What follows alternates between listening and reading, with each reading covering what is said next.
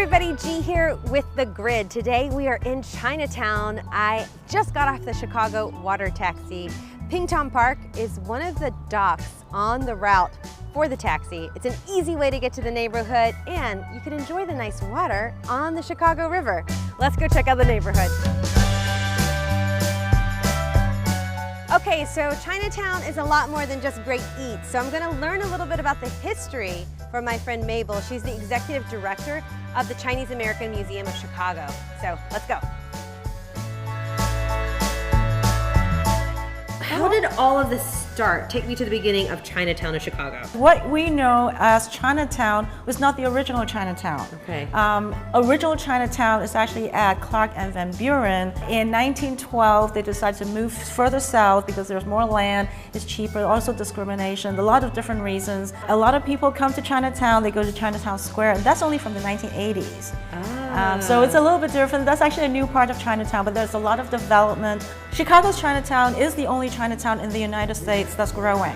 For example, we have the brand new Chicago Public Library. So you're standing in front of a map of China. You can see how just gigantic geographically the country is. It's made up of lots of different ethnicities, right? Correct. People from all over, they have different dialects, they have different customs, they have different cultures. So if you walk down the street, you can hear the different dialects.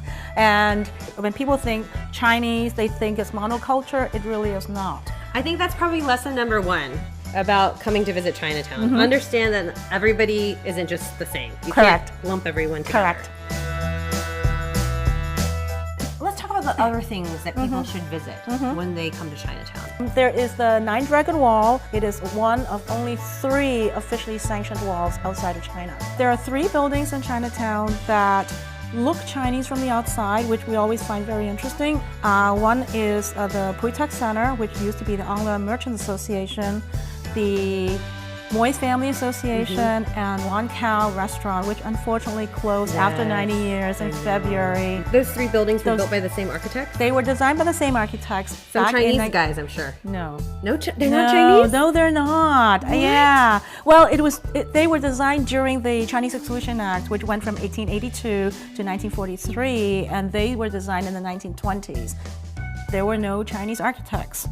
So they found 2 Chicago-born Norwegian architects, but unfortunately they had never been to China. So 3 buildings designed by 2 Norwegian architects that learned from a book written by a German guy. Correct. But at least he went to China.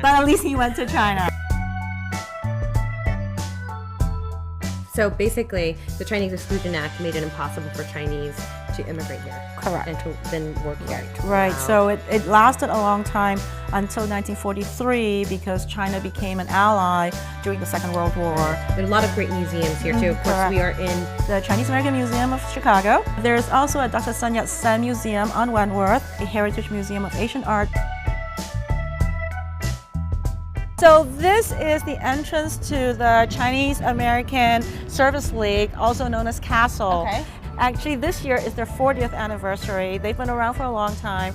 It is a social service agency for Chinese Americans. They work with seniors, they work with kids, after-school programs, they have culinary school programs, and they also have job referrals. All right, and here we are, Dolo. This is actually my favorite restaurant. Oh, favorite dim sum. I'm ready to do this. Yes. In a way, there's really no such thing as Chinese food because each region is different, each cuisine is different. Dim sum, the term is actually Cantonese, and it means to dot the heart. And what it is it makes you happy. It's small bites, but it is actually Cantonese food. You order a lot of things so that you can share. I mean, as you can see, each plate has either 3 or 4 pieces. So depending on how many people, you get a few, and then you can kind of go around. And if nothing else, you order more? Yeah. If nothing else, what we end up doing is ordering too much because you want to try everything, and when there are a lot of people, you want to I want this, and the next thing you know, like we can't finish it. Love it. So pronounce the name of this restaurant. It's called Qingxiang Yuan. Zhang Yuan. It's complicated, right? It's That's why we're complicated. famous for the QXY dumpling. Yeah. QXY, much easier. Definitely my pick and a lot of critics' picks for the best dumplings in Chinatown here in Chicago. And you also have some awesome vegetarian items. Yes. Yeah, Okay. like this one, yes, a zucchini mushroom. Okay. People like it a lot. Because Yes. I've come here before with my vegetarian friends, and there's plenty of vegetarian Yeah. dumplings that Yes. they can order. Cheers. 谢谢. Cheers, 谢谢. Good.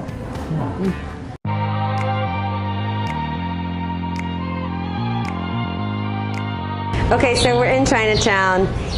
Every restaurant in Chinatown has one of these! And he actually really knows what he's talking about. So if you see Steve Dolinsky's picture in the restaurant, he's doing pretty good.